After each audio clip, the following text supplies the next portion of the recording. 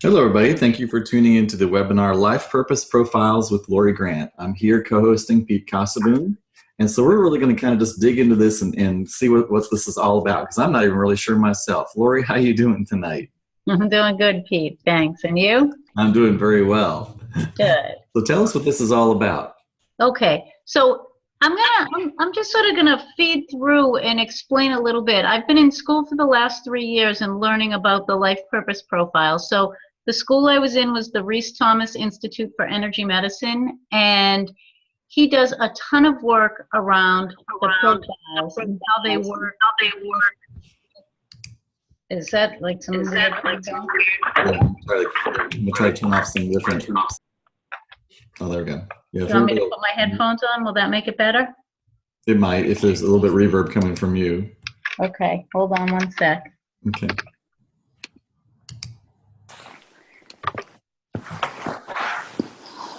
How's that? A little better? Mm-hmm. Okay. That's great. So what happens is the profiles are basically a way to look at who we are. It's not a label, but they come from originally Dr. Wilhelm Reich and Dr. Alexander Lowen, and they created these in the early 1900s actually around. They were literally created in a psychiatric ward, and they used the descriptions and everything. They focused on the character of an individual, just like it says, that was stifled through trauma and their core wounding in childhood, which created mental illness and created problems with their physical health. The biggest, and it stood directly in opposition of everything that Freud worked on. But the biggest shift that my teacher did was, instead of saying that the traumas created the profiles, the traumas and the issues that happened, the circumstances, revealed the profiles. So when we struggle with something in our life, our perspective about it will be based on our profile. We don't get the event that creates the profile. The event shows us our profile. And there are 5. So, and there's 5 soul qualities to each. There's a soul quality to each profile. You'll understand it a little more. I know it's hard.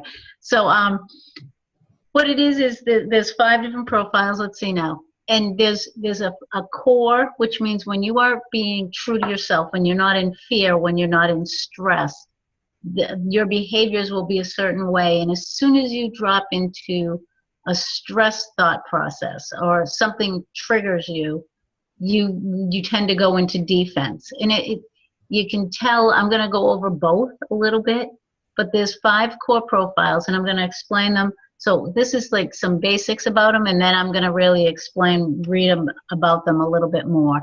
So the creative idealist, they represent the highest and most creative thinkers.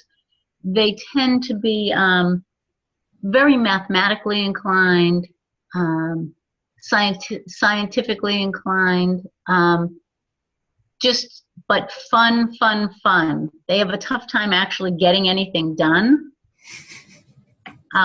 So we have a lot of creative idealists in the Project Positive Change group, right? They have tons of ideas. They're always like, they flit from one idea to another. They're like, oh my God, I have the best idea. And they work like night and day on it for about 7 days, maybe, if you can get them to do it that long. And then the next brilliant idea comes along and they're doing the next thing. They very rarely can get anything completed. So I've talked to a few people, because I've been talking to everyone in the group, trying to get to everyone in the group. And the creative idealist, I know Brian won't mind.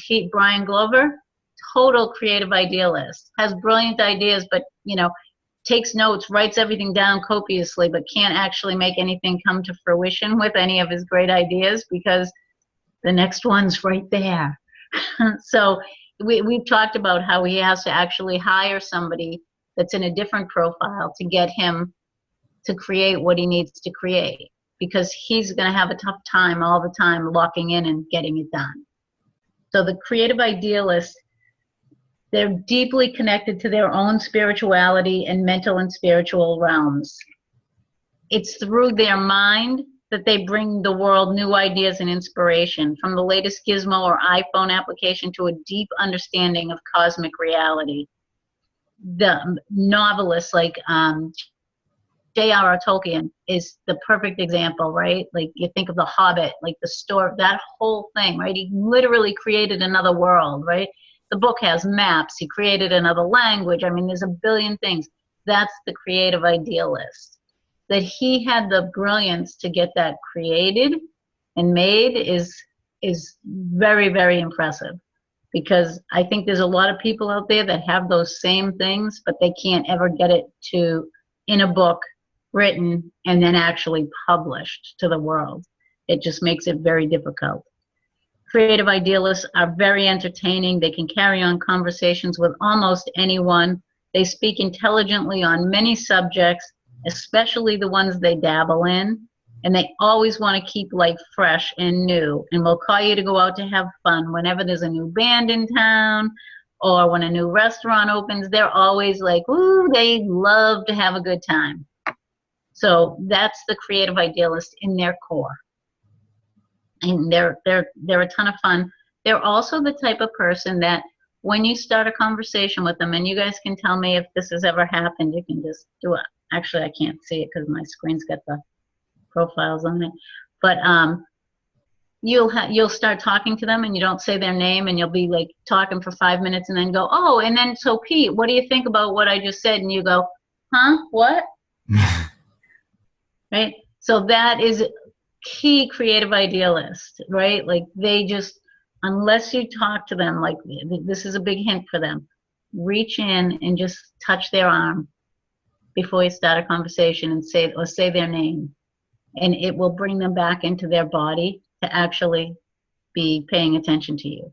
Otherwise they're somewhere else. They go someplace where we just don't go. I remember asking a friend who was a creative idealist what she was thinking about, and she couldn't tell me at that moment, and then she articulated it later. She wrote me this big long thing, and I started reading it, and I was so confused and lost because she was literally somewhere in the cosmos, like imagining universes coming together and doing things.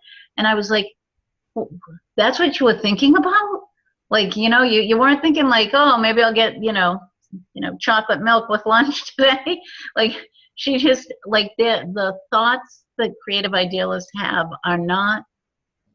they're not thinking about issues that the rest of us tend to think about. Their belief systems and their thought processes go way out into the bigger scope of things. So Pete, you're nodding yes.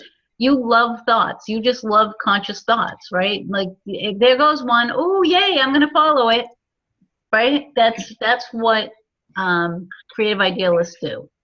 Very hard to be here on earth. You're not in your body much. You have to really work hard to stay in your body. Right? Yeah, that's a pretty standard thing. That's it. So yeah, it's a battle for the creative idealist. We all have the issues, right? Like the defenses, like there's going to be certain things that will show up for each of these profiles. So that's why I love them so much. It's not about labeling. It's about understanding, oh, that's actually how I am. You mean the rest of the world doesn't function like this? Wow. I thought everyone did this and I just didn't do it well enough. Right? So for people who are, so as we get to it, the biggest thing I want you to remember is this five profiles. That means whichever one you fall into the most, and we have a primary and a secondary, but whichever one you fall into the most, that means that 80% of the world thinks nothing like you do. Nothing. They don't function the same. They don't think the same. When you use that line, what the hell were they thinking?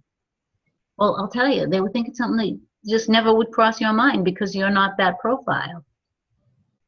So it gives you a whole new way of understanding or accepting that other people think completely different, and they're not supposed to think the way you think.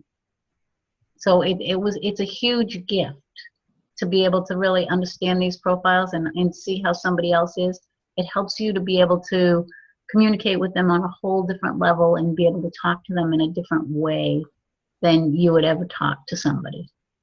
And I use these extensively working in mental health because I could connect to, and this is great for anyone who's a coach or does any work with clients.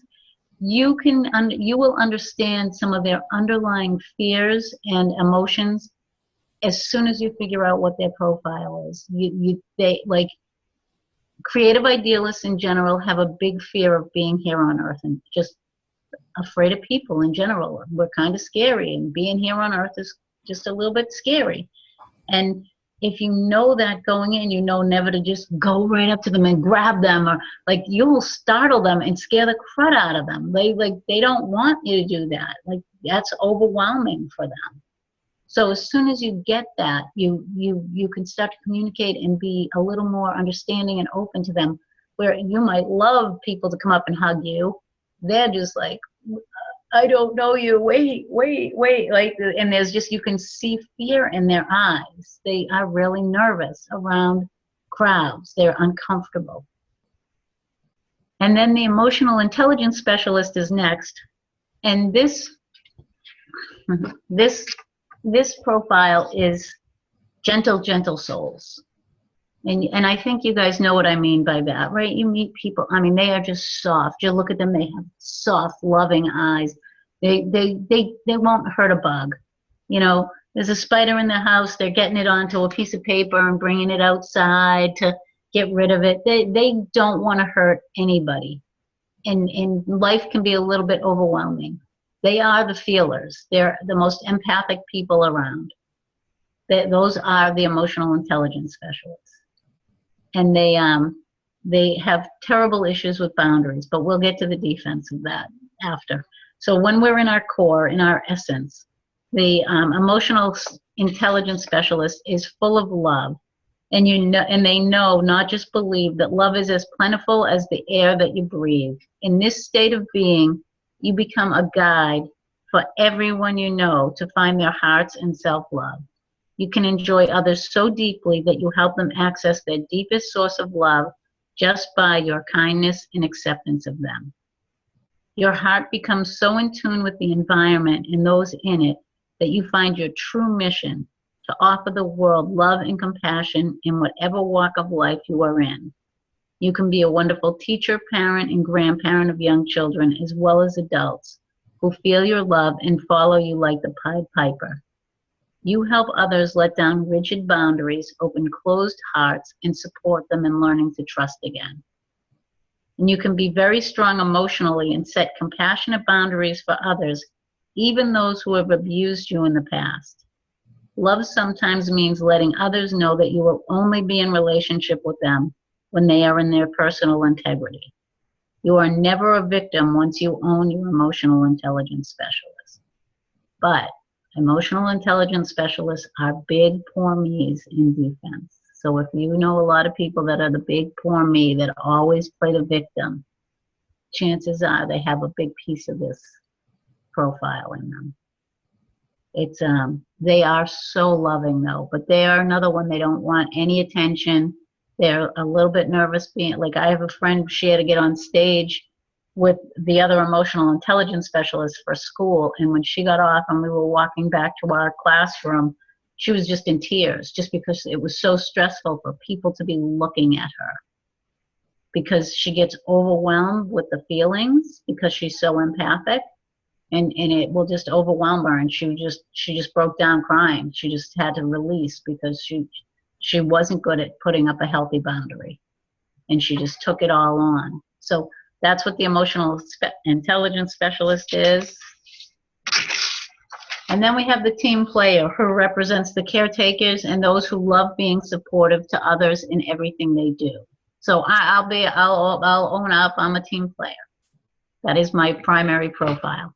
I like to be around people all the time. I rarely like to, I like some alone time, but I can be with people 24/7 for weeks on end before I go, oh, I really need a little bit of space. Now, that's the team player. Everything is literally, it is in the name. We are a team. Everything about us is to be together. That's just what team players do. The defense, not so good. Okay, but the defense isn't so good for any of them. But so the core of the team player is many people will consider you their best friend, even if they don't spend much time with you or or that you feel the same way. You feel comfortable in groups and truly see the soul and heart of everyone you know right through their eyes. You give freely, hold solid eye contact, see others without judgment, honor their strengths, and simultaneously will support them in their times of weakness. You express your joy freely in relationships, and the qualities of attentiveness, perseverance, and compassion for yourself and others is your hallmark. You are naturally attracted to, empowered by caregiving and service professions in any disguise, such as teaching, nursing, home care, raising children, and supporting family members. Your favorite pastimes are often socializing with friends or playing or teaching with children. You're tremendously hardworking, doing many jobs others will not do or do not have the perseverance to do. You are the heartbeat of most organizations and are able to get any job done with a smile. You work well as a team player, not demanding the spotlight, but deeply knowing your importance within any organization or group and how to help everyone on your team be successful.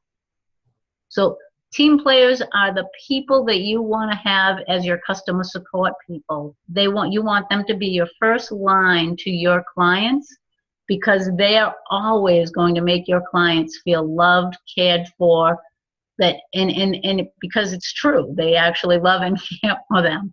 That's just how they are, and they will always go that extra mile for your client. So if you're not a team player, you want one in your office somewhere to be bringing everyone together, and because they will make it very I think the word is congruent.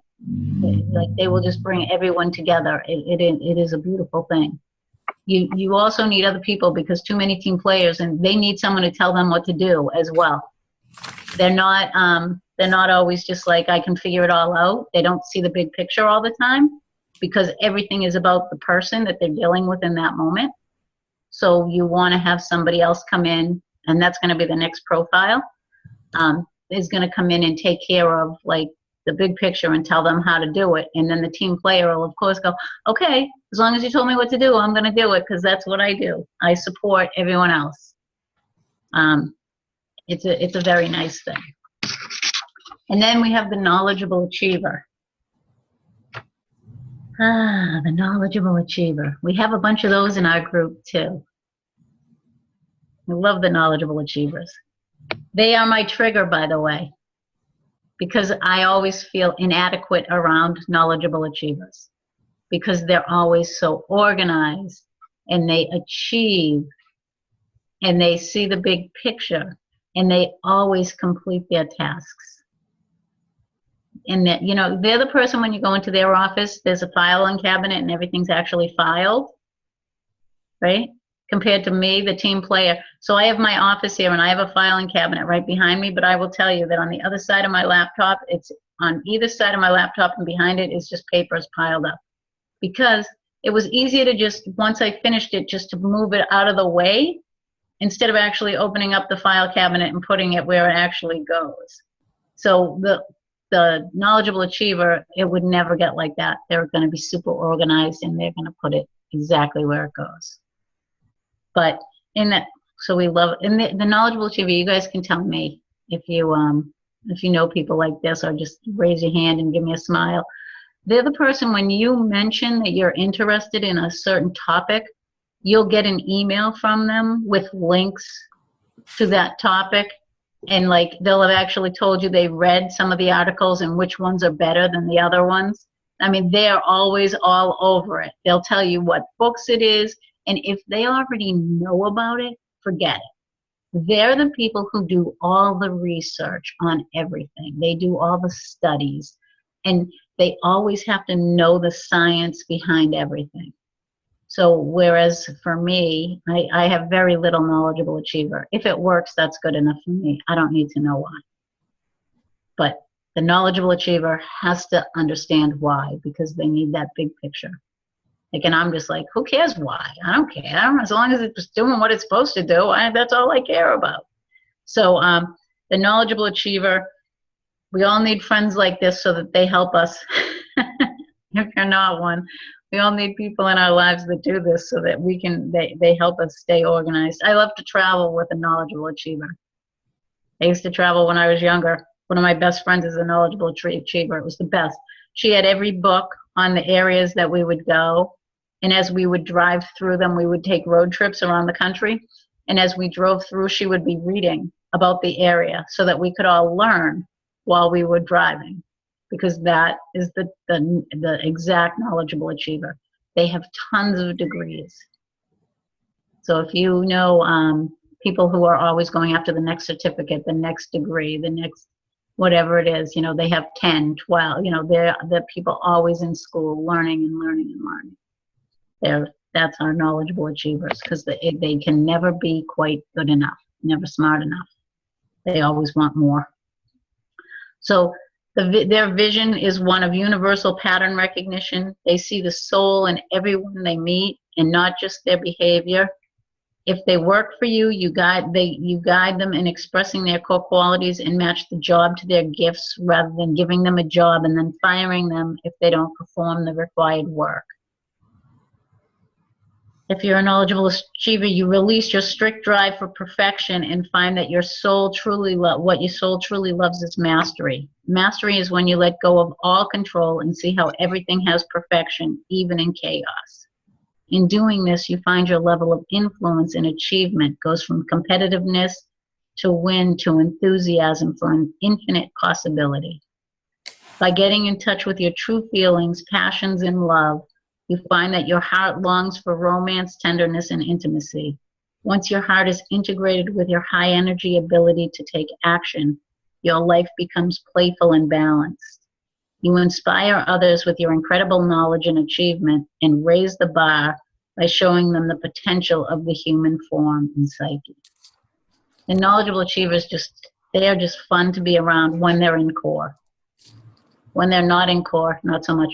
There's like little tricks to this as well, like certain body types match profiles. Not every time, but in general, the majority of knowledgeable achievers, when you meet them, they will always have awesome posture. They will always be dressed appropriately. And they will always hold their space very well. They won't project out and they won't let you in. They always hold their space really well. It's a fascinating thing. The team player for energy, when you see team players, you just want to go up and hug them. They're like that kind of touchy-feely. They have that open, touchy-feely thing going. The emotional intelligence specialist, you want to hug them, but you know they're terrified to have you go over and do that. Like they're a little bit. And the creative idealists, they're like little spritey things. They tend to be very thin, and they tend to look up in the air a lot more than you'd think. Like if you catch them just sitting, they might be looking a little, their head might be tilted a little, and their eyes just looking slightly upward. It's just sort of what they do. The emotional intelligence specialists, and their feelings, like their energy is very pulled in. They don't want anybody having any of that. And then the charismatic leader is next. So this guy or girl represents leaders and are people who are willing to take risks to lead others and fight for the causes worth fighting for. And they use their charisma to convince others to live more fully. The charismatic leader has the most energy. They're the ones that can go and go and go of all 5 groups. They have a very big energy. They're the people that when they get on the stage, everyone wants to watch them. When they walk into a party, everyone is sort of drawn to them. Those are the charismatic leaders. They are powerful, and they can use any one of these profiles as needed. They are the chameleons. Whatever they need to do to get people to follow them, they will do. When they do it consciously, it's a very good thing. When they do it unconsciously, not so hot. But they definitely can use all of them. And what happens with charismatic leaders, especially women that are charismatic leaders, because it's not a role that was often okay, because it tends to be very powerful, they would step into a different role and use that role and pretend that's who they were. So what we'll get to that after I read about the charismatic leader, but the charismatic leader can use any of these. Actually, anyone can, but the charismatic leader has the easiest time because they really, that's what they do. The problem is if they get lost in it and they don't use their real charismatic leader profile and they live in a different one to appease somebody else. That's where the problem comes in. Because that's when you get to a certain age and you just go, I seem to have everything in my life, but I'm not really happy. And a lot of the time it's because they're not living in their core profile. They're living in a secondary profile and they're not who they really are. So the charismatic leader, if you're a charismatic leader, you are born to lead and will find it very hard to follow another's way of doing things. Charismatic leaders can take many forms. The most obvious are the warriors and leaders or actors, but they can also be the great lovers or the family protectors and caretakers. Because your life purpose is to lead, you may find that whatever situation you get into, you will find a way to gain some level of control and leadership, either in the positive or the negative. In the positive, you will have a direct influence and power with others to lead them to their highest potential. Your highest qualities are truth, justice, and integrity. You can become a great motivational role model by following your inner conscience and drive and lead others to do the same in their own lives. You're highly intelligent in an intuitive, gut-knowing way and can be a powerful leader and manager who can effectively take charge of large projects and many people or employees and motivate them. Or you can be the greatest mom, dad, volunteer, lover, world traveler, etc. As a born actor, the entire world is your stage, and you realize that you can play any role that tickles your fancy, and you love all the roles that you play. You can be a great hero, warrior, a business owner, a loyal partner, or you can be the softest, most loving grandparent. The list is endless. All you have to do is be called to it from your heart. While power over others is the defense of this profile, empowering others by being a role model through your actions and a living example of strength, grace, and willpower is your core soul quality. So the charismatic leader is, they are a lot of fun to be around. They're another one that you tend to be drawn to them. In defense, they're miserable to be around. Most of them are, actually. So we're gonna. Does anyone have any questions? I think if you go into chat, if you have any questions, I can see them, or Pete, you can tell me if there's any. Yeah, people have just been commenting on what they think they are. Philippa is saying she thinks she's a creative idealist and maybe a charismatic leader. Bronwyn says she thinks you're describing her, I think, with the charismatic leader. And Melissa's saying, can you be all of them? And then she saw the charismatic leader and she's thinking that's her. Perfect. I'm definitely getting, for me, I feel like I'm the charismatic leader with the creative idealist as my secondary. That's right. I see me in all of these. I'm like, so I think that's the same way I was with Melissa. Like, yeah.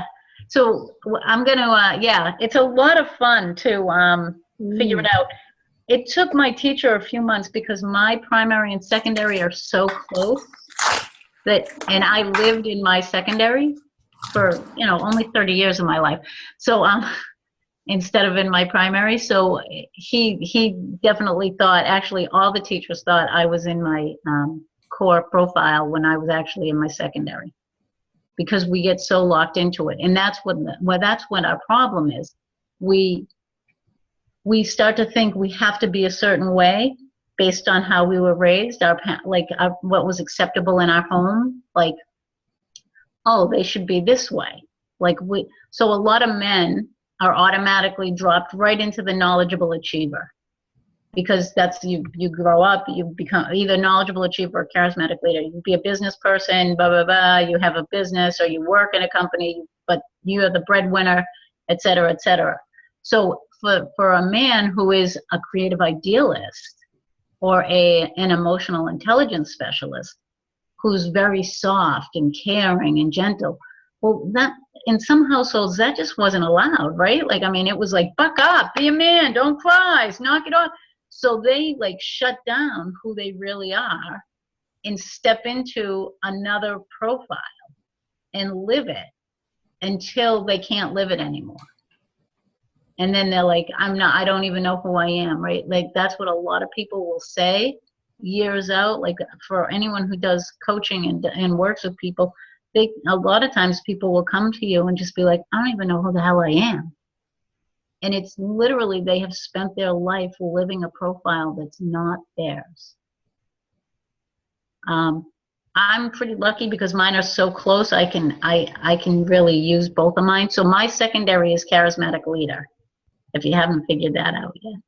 But my primary is team player. My teacher says I'm 51% team player, 49% charismatic leader. But I think it's just because he just likes to give me a hard time. So by learning your life purpose profiles, you'll learn exactly what it looks like and feels like and sounds like when you're in your power and feeling truly empowered and truly you. And it's called your core self profile quality. And you guys know when you feel that because you're completely at ease. That's when you'll do that. Do you have a question, Bromley? Well, she said to go. She had to go? Okay. You will discover that your life purpose is never a thought, it's never a job, it's never another person or some object. It is always the person you bring to all those events, not the event themselves. We get so caught up in what we're going to do. What is our real purpose? Our real purpose is to be our true self. Everything else will fall into place once we're that. Nothing falls into place when we're not our true self. That's why these are so important. That's why I love these so much. It's how I do. And I've been using these profiles. I spent the last year and a half working in a mental health facility.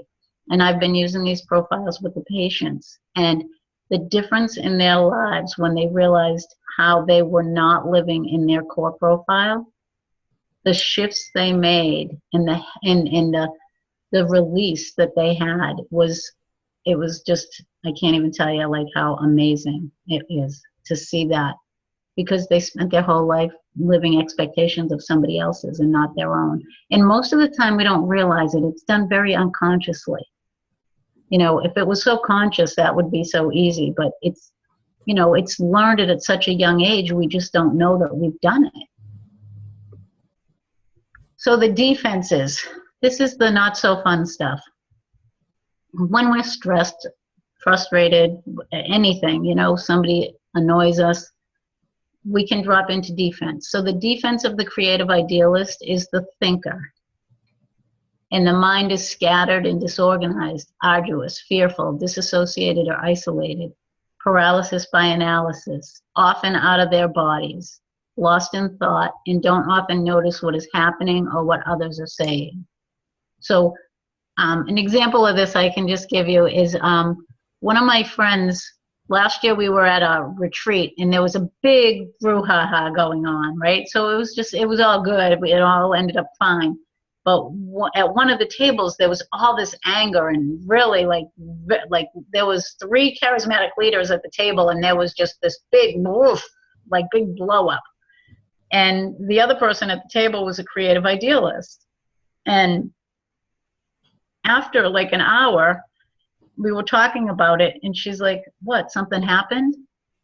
She's sitting at the table like a foot away from all these people and she left.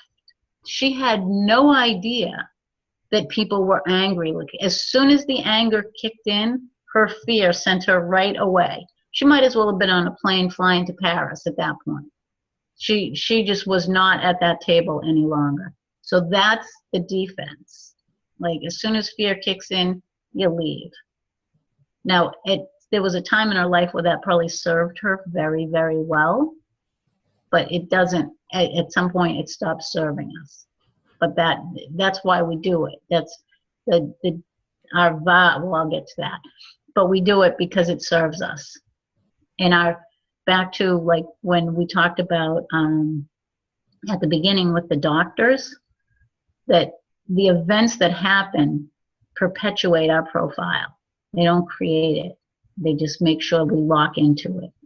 And those traumas and those events that happen, they lock us into our defense, not our core. Always. Those events that we call them vows. We end up creating a story and a belief system around it, and they lock us into our core. Our defense of that vow.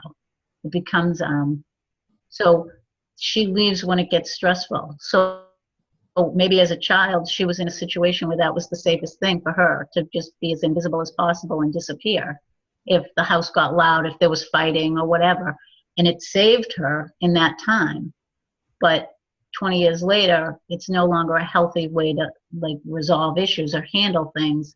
But that's what vows will do. That's what those belief systems will do. They will put you into your defense and get you out of the situation that you find yourself in. But they don't do it in a healthy way. The emotional intelligence specialist is the poor me, and they become hypersensitive and overwhelmed by their feelings and their environment, and they often feel helpless. They feel abandoned throughout life and empty feelings. Others do not, and sorry about that. In their feelings, they feel that others never love them enough. And then they get frustrated because the other person in their life is doing everything they can to love them, but it's never enough. So it causes fights, and then they drop right back into the poor me all over again. So it just stays, and they get overwhelmed. So these are the people that, they'll see something on the news and it'll just devastate them, and they'll even call you. I had a friend like this in college, and I didn't know it then, right? But I remember when John Lennon was killed, and I was in college, and she came into the room to say that he had been shot, and they hadn't announced yet that he had died. And she came into my dorm room and dropped to her knees and wept like it was her own family member or her that had been shot and was dying. And that's the emotional intelligence specialist, like that overwhelm of how could this possibly be? Like, it's so traumatic for them when they see it or hear about it, and they really feel that pain, and that's that empath in them.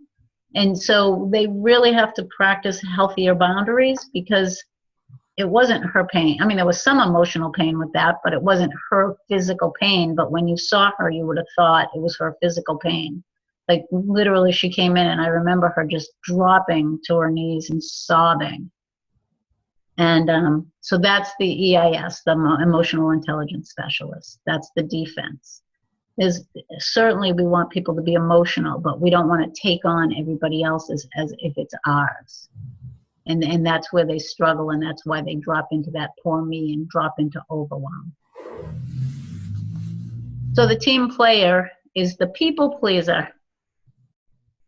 The most accepted defense. Nobody is ever going to tell you to stop pleasing them. So the people pleaser is a big fall into defense for a lot of profiles, but the team player seems to do it with a skill set that no others have. But people pleasing is also a very female defense. It was sort of how, for many of us, it's how we were raised. Be the nice girl, be good, just do what they say, kind of thing. So a lot of women use the people pleaser as the accepted defense, because no one's, like I said, you're not getting in trouble for being a people pleaser. You might get annoyed with yourself, but nobody else is ever going to tell you.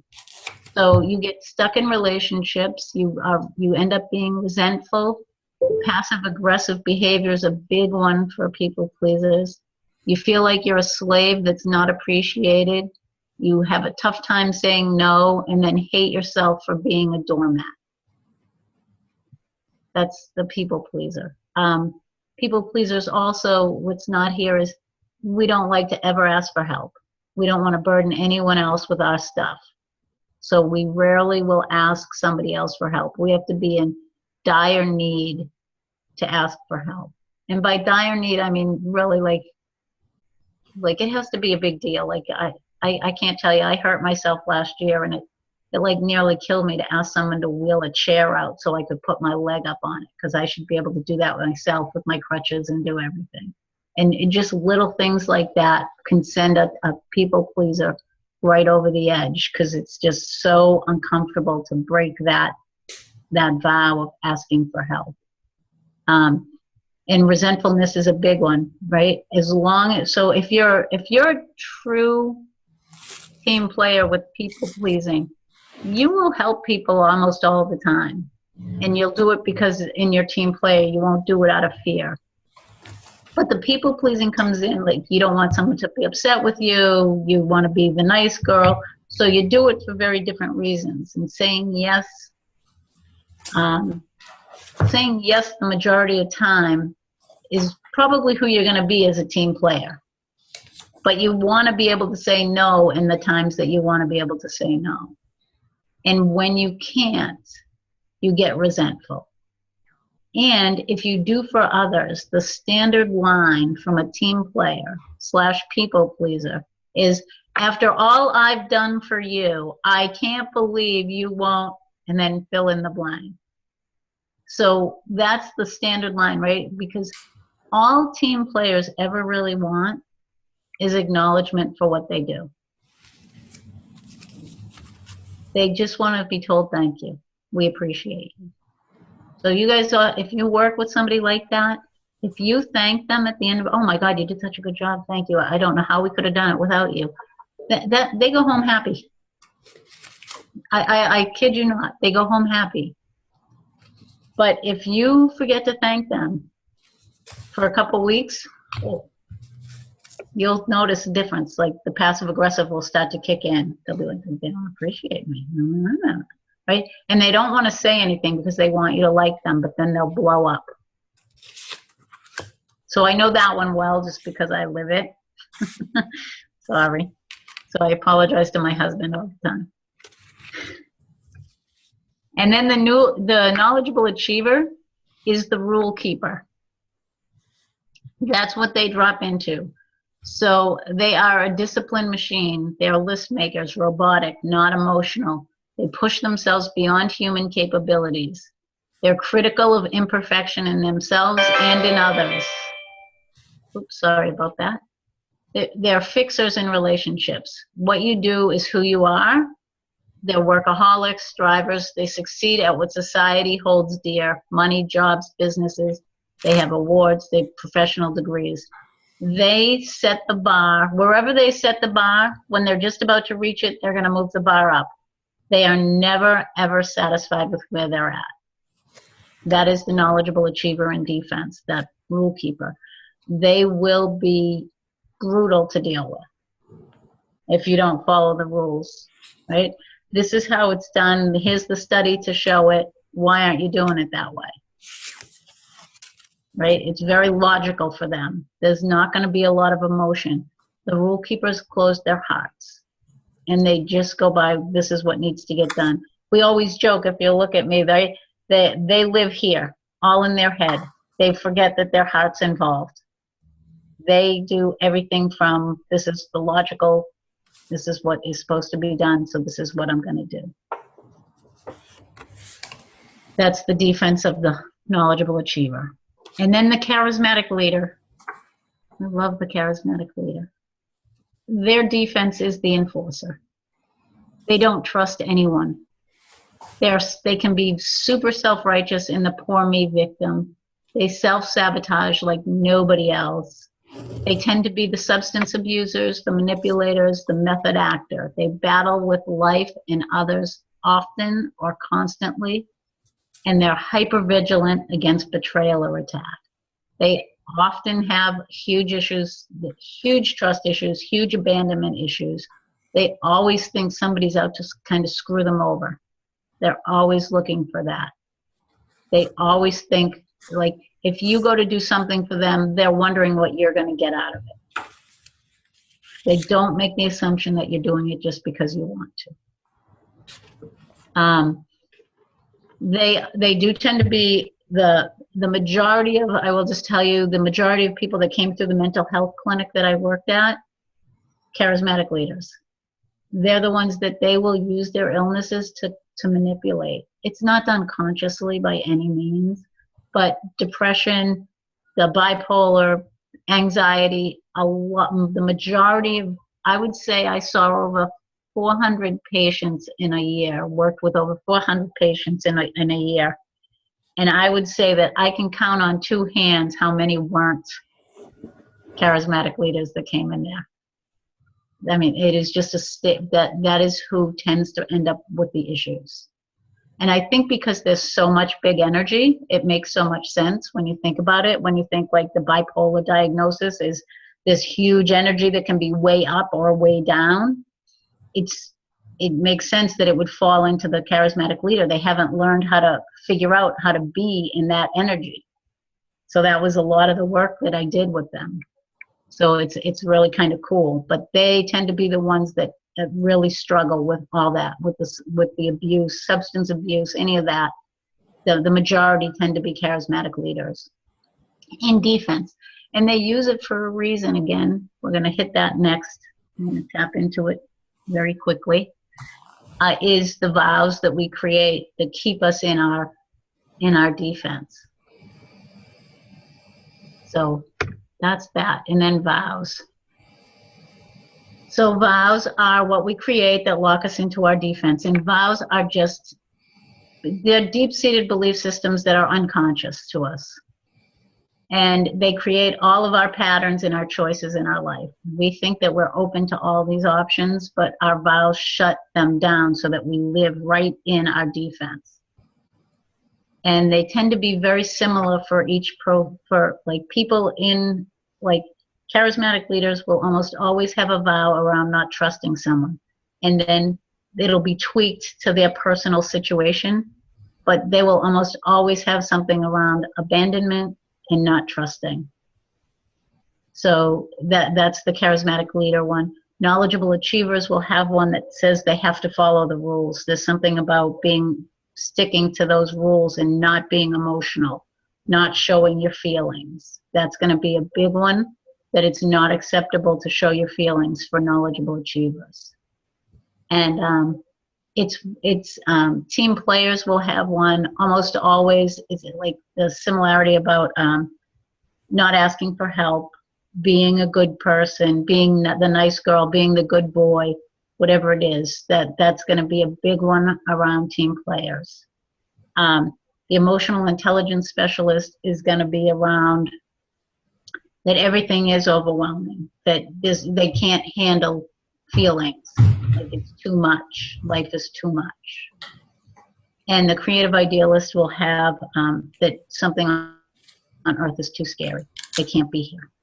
And then each one will be tweaked. And we have tons and tons of vows, but those are some big ones that really will send you right off. And it's why siblings growing up in the same house, but with different profiles, will see something completely different. So I just want to explain, like a friend of mine, they're twins. So grew up obviously at the exact same time, right? Like same age, everything. One is a creative idealist and one is a charismatic leader. And the charismatic leader, if you ask her about her childhood, she's going to tell you horrible, horrible things about it.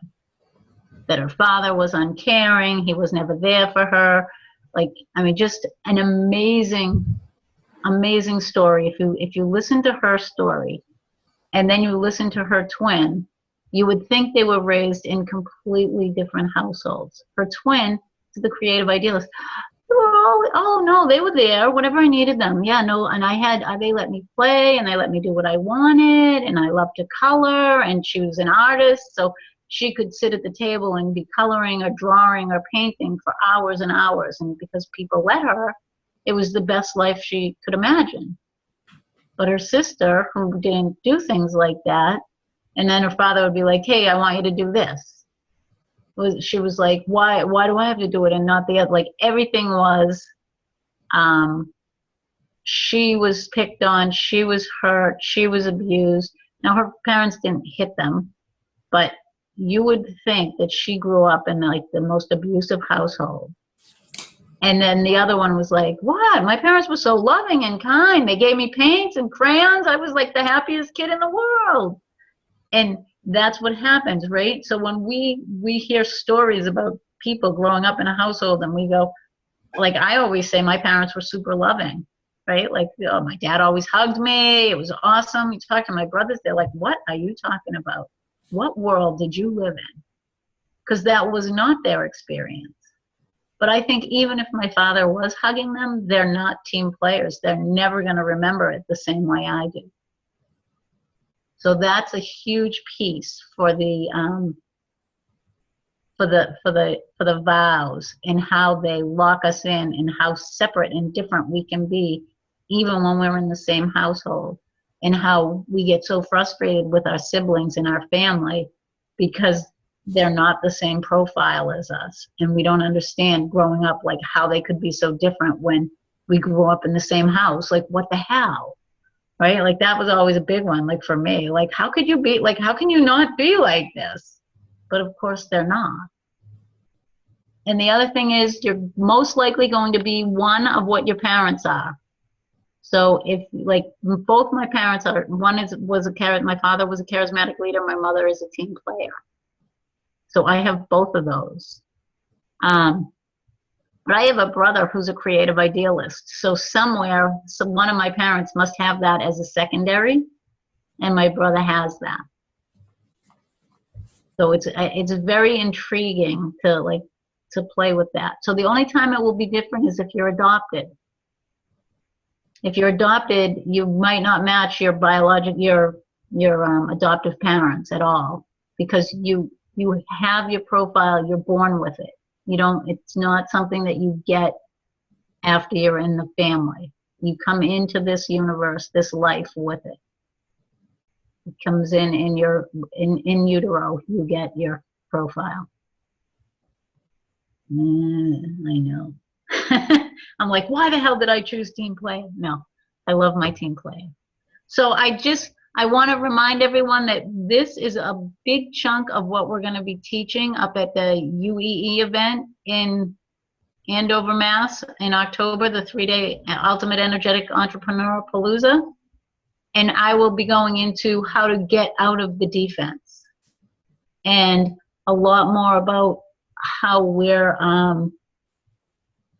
it really holds us back, what our vows are. I'm going to be playing a lot with vows over that weekend, and we're also going to be giving you guys information about how to take a test to really narrow in on what your profile is. If you're not 100% sure, that's all going to be for the UEE members, or participants. So if you're interested in UEE, make sure you go to navitascoach.com/PPC. You'll get the discount price there. If you want to let other people know about the UEE event, which we would love for you to do, make sure that you give them the navitascoach.com/UEE tag, because that's for the public. And Andy and I did do a new video yesterday, and we posted a new video on the UEE, on the PPC page for it. And that's that. Hi. I feel like I couldn't, you guys were showing up on the side of my screen, so if you kept seeing me looking over there, I was watching you guys while I was doing. So I apologize for that. So does anyone have any questions? I unmuted everybody, so that's why we're hearing more noise. That's right. See a bunch Card. It's a card. Maybe I should mute again. If anybody has a question, you can raise your hand and I'll unmute you. Oops, there we go. Sorry, Laura, I muted you for half a second. How dare you? So does anyone else think they know what their profiles are? So Pete, you think you're a charismatic leader with a pretty good creative idealist? Yes, yeah, creative idealist is definitely my secondary. And I'm very much a chameleon, because I'm a little bit of all of those things, right? But I've had to be, so I definitely see charismatic leader. Right. Especially from my Akashic reading with your husband, Andy Grant. Aha, yes. Aha. So when Andy is a charismatic leader, and so another thing that I'll be going over with you guys, well, at the event is there are for partners, mates, however we want to term it, certain profiles match other profiles much better. So we'll be talking about that during the UEE event, because it will also make a difference in your work environment, like who you tend to mesh really well with.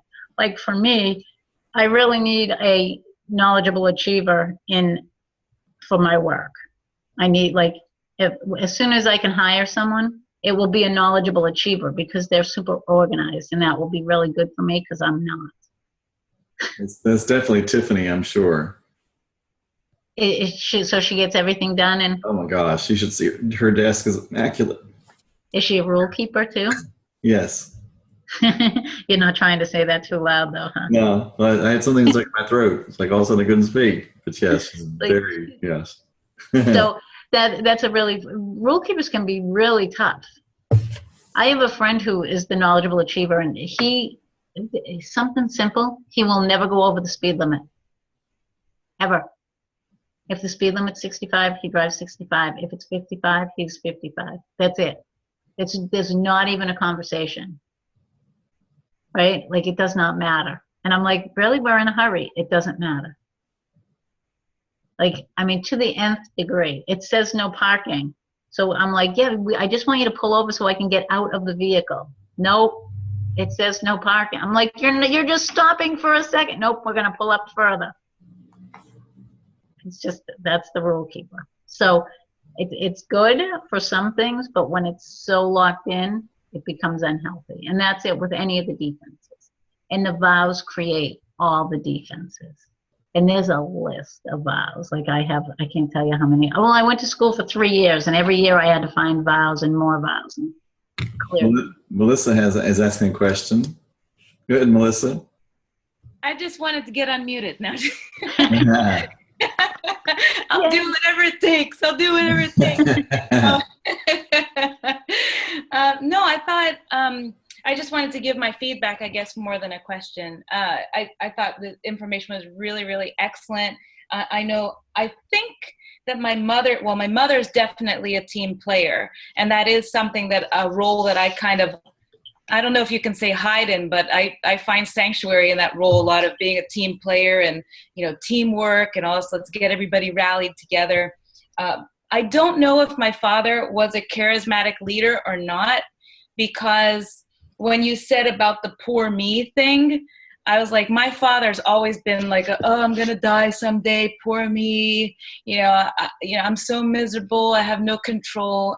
But then when you talked about gentleness, Mm-hmm. He was not gentle. He was a spanker, like. Okay.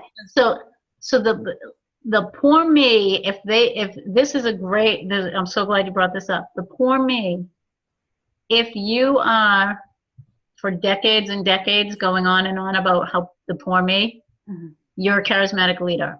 Really? Yes, because, and this is key, the emotional intelligence specialist will remember how I said my friend just dropped to her knees and broke down? Yeah. That's what they do. They can't maintain that energy for long. The charismatic leader, because they have a ton of energy, they use the poor me for decades. Yes. They're the depression people. Like my husband, right? He struggled with depression, right?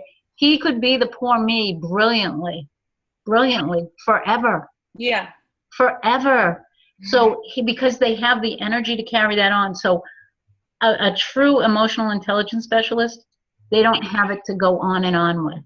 Oh. But it will be very short term. They'll have a breakdown, then they'll sort of get themselves together, and they don't do that again. But the charismatic leader will always use it, and they will use it to manipulate your feelings. Well, then that was definitely my father, and that's what I am. And I appreciate when you say it, at your worst, you're the enforcer, because as soon as, the poop goes down, I'm just like, you get over there and you do this, and we're all going to do this and this and this and this, and this is just how it's going to be. And in order for this ship to sail to shore, we have to do this, you know? And it has to be my way. And it has to be, and that's when my husband complains a lot. He's always just like, yeah, you're just going to convince me about your way anyway. Right, so right. Even fine. And the charismatic leader will always be your way, and your way will always be the right way. And it's embarrassing, and at the same time it feels like, but don't you understand that I love you and I do know the best way? Of course I know what's best for you. How could I not know what's best for you? Just because I'm like you has nothing to do with it. It's like I put myself personally responsible to make sure that it's the best way, you know. Right. Even though, you know, other people in the household have great ideas, and sometimes I'm surprised, like, wow, you had a good idea. Right. You know, like, And then you want to take it over as like it's from. You're right, and it's a beast that is just Right. It's got a lot of energy. It's all consuming, and that's why I really appreciate people who are they listen, they're gentle, they sort of have that watery energy around you that kind of like keeps you kind of calm and yeah. So that's really cool. I like They won't push your buttons the same way. Yeah, exactly. Or else they might cater to the poor you, like, yes, I understand, I hear you, and this, you know, and you're like, okay, at least you understand. Right. So, and the problem with that is, oh, now I can get them to do what I want because I'm going to manipulate them a little bit.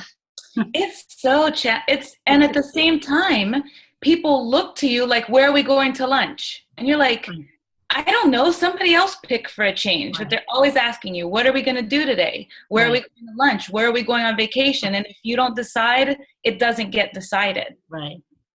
So you have to learn how to and it is a challenge, right? To embrace the charismatic leader. Like, yeah, people are going to look to you without you being the dictator, which would be the enforcer, right? So, you know, it takes a long time to figure out, like, how do I own my power without overpowering somebody else, right? Because that's really the big challenge of a true charismatic leader, is to be able to really be in their full power while empowering everyone around them and not disempowering them. This is such good information for me because I'm using that word empower in my LinkedIn profile. And now I can see how it could like destabilize a little bit if I don't keep focused. Right. Because empowerment it's very easy to go from empowering someone to disempowering them in about, you know, like a flip of a switch. It doesn't take much. A little comment, you know, I mean, we all have done it, right? Like, really, that's how you're going to do it? Right? Like that little line, like, really? That's, right? Like how many people, oh, that's what you're wearing? Right? And you're like, really? Did I just say those words to somebody? Like, oh my gosh. Did I just become my mother? Did I just totally like disempower, like I just totally just took away all their power. So it's interesting because when I was working in mental health, like in a hospital setting, hospitals are notorious for disempowering the patients. Yeah. I mean, everything about the setting is disempowering, right? Like you're in the hospital, you're in a Johnny, you're trying to talk to the doctor, they don't want you in your clothes, right? How disempowering is that? Yeah. Right? You're never allowed to, like, the doctor always calls you by your first name, but you refer to him as Dr. So-and-so, so you're automatically, he's above you, you're below. Yeah. Like, so there's just a ton of disempowerment that goes on. So you just want to be aware, like, okay, how often do I do that? Where do I do it with my kids? Where do I do it with my spouse?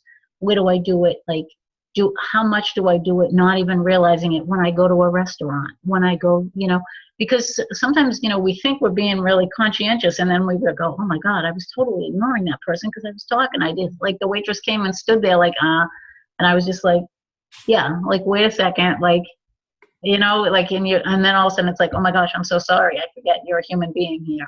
And so it's just it's just catching that and going, oh, that's my enforcer, like thinking that somebody else isn't as important as I am.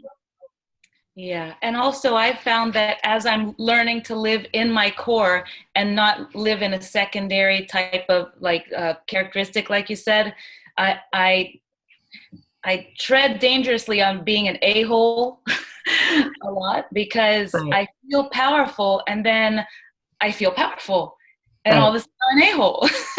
Right. And I'm like, but wait a minute, I'm a really nice person. I really love people and I really care, and that's why I put myself in that position of leadership to help. And Right. then whenever you become that jerk, and I have to say a lot around here, like, this is not a name-calling household. Right. But it's so hard because I know that I do it, I am, and I'm like, oh, so. So that's the defense. So the cool thing is, and again, we'll be out, in the weekend, I'll be talking a lot more about it, but it's something called awareness. So if you're aware that it's going on, you're not in full on defense because you can see yourself doing it. In full defense, you're completely unaware that you're doing it. Yeah. So But- that's great. Yeah. So the awareness is that's the beginning of the shift. So thank you. Thank you. You're for that welcome. information. It will help me to be a gentler, kinder a-hole. Yay. That's what we want. Yeah. Good. Perfect. Thank you so much. Thank you. So I think that's it, right? Are there any other questions? And nobody else has their hand up. All right. We went a little bit over. What are you giggling about? Philippa says she's not a charismatic leader, but her ex-husband definitely is. Yes. Philippa, you're a big lump of feeling. You are probably a team player with I'm guessing a fair amount of emotional intelligence specialist in there just from talking to you last week. And she's an achiever because she's gotten her Pinterest board is all Yeah. filled out. I love that. Yeah. Her vision. Congratulations to her. I love that. Yes. So are we set? I think so. All right. Philippa's ha ha ha. Now I can see because I turned off my PowerPoint thing. So that was cool too. I learned how to do PowerPoint on the Zoom. So Alrighty. So is that the end of the conference for you? that is the end of the conference for me.